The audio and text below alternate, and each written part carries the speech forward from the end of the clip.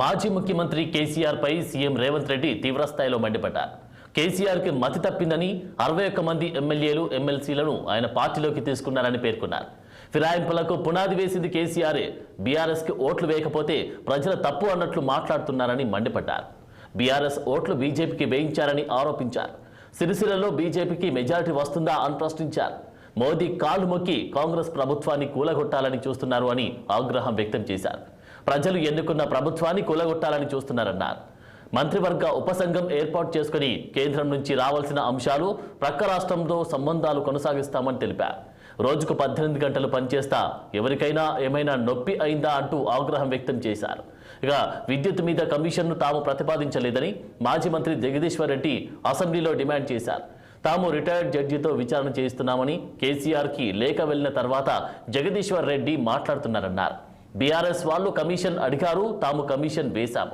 ఇక కేసీఆర్ తన వాదనను కమిషన్ ముందు వినిపించుకునే అవకాశం వచ్చిందని సీఎం రేవంత్ రెడ్డి తెలిపారు.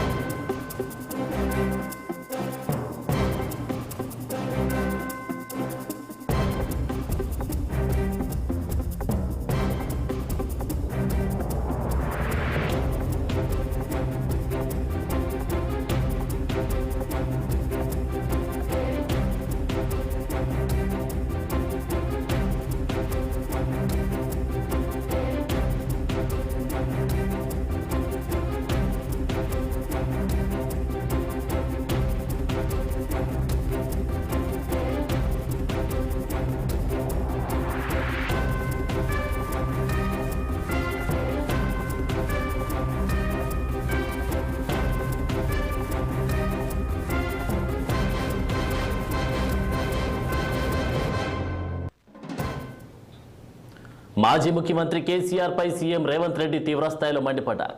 కేసీఆర్కి మతి తప్పిందని 61 మంది ఎమ్మెల్యేలు ఎమ్మెల్సీలను ఆయన పార్టీలోకి తీసుకున్నారని పేర్కొన్నారు. ఇక ఇదే అంశానికి సంబంధించి తాజా అప్డేట్స్ మా ప్రతినిధి అశోక్ అందిస్తారు. అశోక్,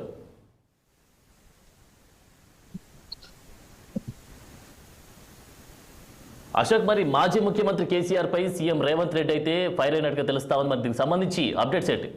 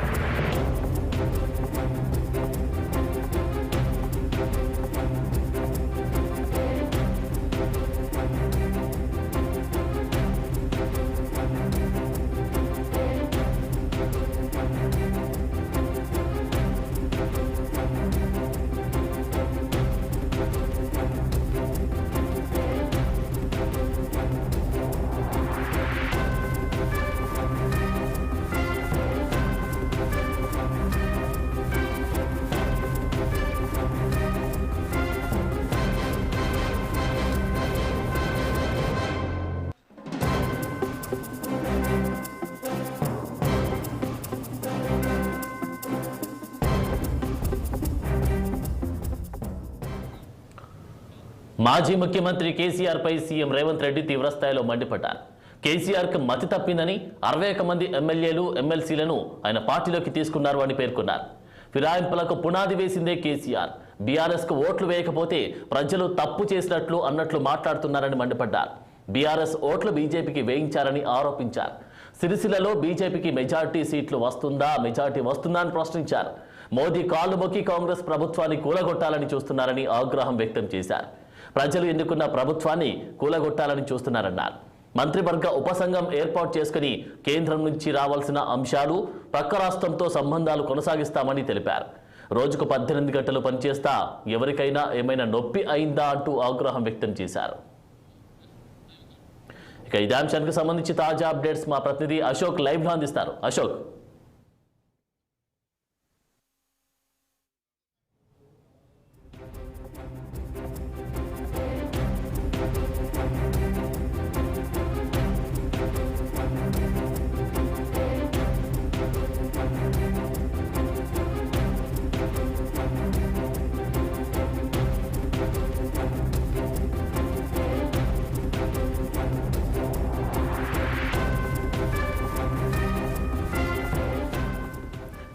రైట్. ఇక మాజీ సీఎం కేసీఆర్ పై సీఎం రేవంత్ రెడ్డి సెటైర్లు వేసినట్టుగా కూడా చూస్తా ఉన్నాం. ఇక దీనిపై మరింత సమాచారం మా ప్రతినిధి అశోక్ లైవ్ లో అందిస్తారు. అశోక్,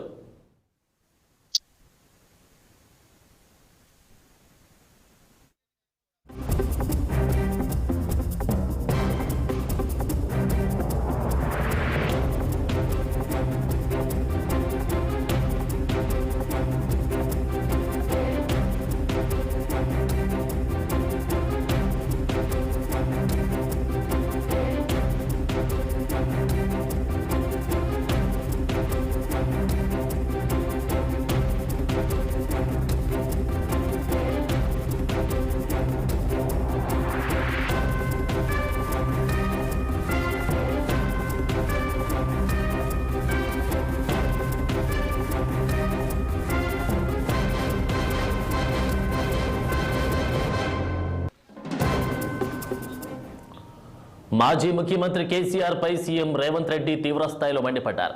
కేసీఆర్ కి మతి తప్పిందని కూడా రేవంత్ రెడ్డి తీవ్రస్థాయిలో ఆరోపణలు గుప్పించారు.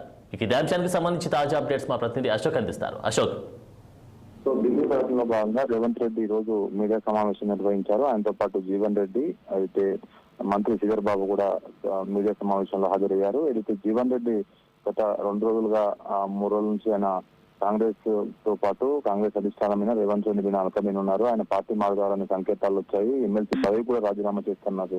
సో నిన్న హైకమాండ్ ఆయన ఢిల్లీకి పిలిపించింది. ఆయన ఢిల్లీ వచ్చారు. నైట్ ఏదైతే కేసీ వేణుగోపాల్ తో సమావేశం తర్వాత ఆయన కాస్త తగ్గారు. నేను పార్టీకి క్రమశిక్షణగా ఉంటాను, నాకు కమ్యూనికేషన్ లేకుండా ఆయన నేను గెయిన్ చేసుకోవడం పట్ల ఆయన అసంతృప్తి వ్యక్తం చేశారు. దానికి అనుకోని కారణాల వల్ల అలా జరిగిందంటూ సీఎం రేవంత్ రెడ్డి మీడియా ముఖంగా మాట్లాడారు. ఇలాంటి భవిష్యత్తులో చూసుకొని ముందుకు వెళ్తాము.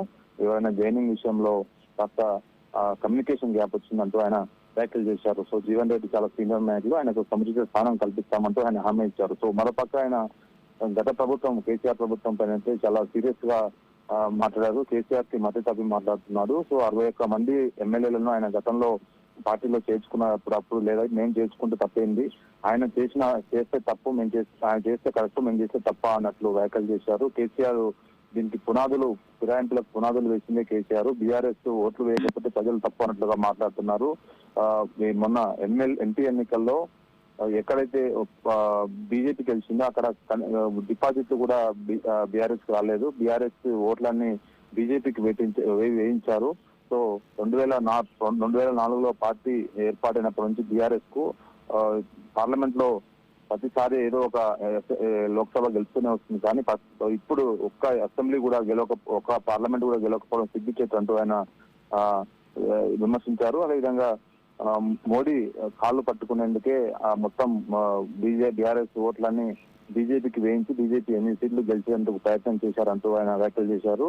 సో ప్రజలు ఎన్నుకున్న ప్రభుత్వాన్ని పడగొట్టేందుకు కేసీఆర్ మాట్లాడుతున్నారు. కాబట్టి ముందస్తులో భాగంగానే పార్టీ ఫిరాయింపులను మేము తీసుకుంటున్నాం, పార్టీలో ఎవరు వచ్చినా స్వాగతంగా తీసుకుంటామంటూ ఆయన వ్యాఖ్యలు చేశారు. మంత్రివర్గ విస్తరణ పైన ఏదైతే ఉపసంఘం ఏర్పాటు చేసినామో సో దానికి కావాల్సిన ఏదైతే త్వరలోనే ఉండే అవకాశం, ఇప్పటివరకైతే మంత్రివర్గ విస్తరణపై ఎలాంటి సమాచారం లేదు. కేవలం ఊహాగానాలు మాత్రమే ఉన్నాయి, ఇంకా అలాంటిది ఏం నిర్ణయం తీసుకోలేదంటూ ఆయన వ్యాఖ్యలు చేశారు. ఇంకోటి రోజుకు 18 గంటలు పనిచేస్తున్నాను, ఏ సీఎం కూడా ఇన్ని గంటలు పని చేయలేదు, రాష్ట్రానికి భవిష్యత్తుగా ఉండేందుకే పనిచేస్తున్నాం, ప్రతి మంత్రి పనిచేస్తున్నారంటూ ఆయన వ్యాఖ్యలు చేశారు. 18 గంటలకు పైగా పనిచేస్తున్నాము, సో దానిపైన కూడా బీఆర్ఎస్ నాయకులు విమర్శిస్తున్నారని వ్యాఖ్యలు చేశారు. విద్యుత్ మీద కమిషన్ మేము ప్రతిపాదించలేదు, మాజీ మంత్రి జగదీశ్వర్ రెడ్డి అసెంబ్లీలో డిమాండ్ చేశారు, మేము రిటైర్డ్ జడ్జితో విచారణ చేస్తున్నారని. సో కానీ జగదీశ్వర్ రెడ్డి వల్లనే ఆయన రిటైర్మెంట్ జడ్జి ప్రకటించారు, అందులో భాగంగానే మేము సిట్టింగ్ జడ్జిని ఏర్పాటు చేశామంటూ ఆయన వ్యాఖ్యలు చేశారు. బీఆర్ఎస్ నేతలు నోటీసులు వెళ్లిన అంశాన్ని తప్పుపడుతున్నారు, వాళ్ళు కమిషన్ అడిగారు కాబట్టి మేము వేశాము, కమిషన్ ముందుకు ఎందుకు వెళ్లి ఆయన కేసీఆర్ మాట్లాడలేదు, కమిషనే తప్పనట్లు కేసీఆర్ మాట్లాడడం సరైన చర్య కాదు.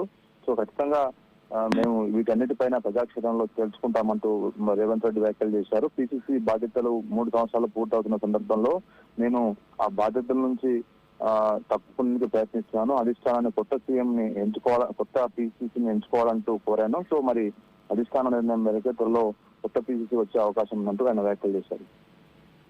ఓకే, మరి దీనికి సంబంధించి అటు బీఆర్ఎస్ అధినేతనే కానీ లేకపోతే బీఆర్ఎస్ ఎమ్మెల్యేలే కానీ దానికి సంబంధించి స్పందించారు?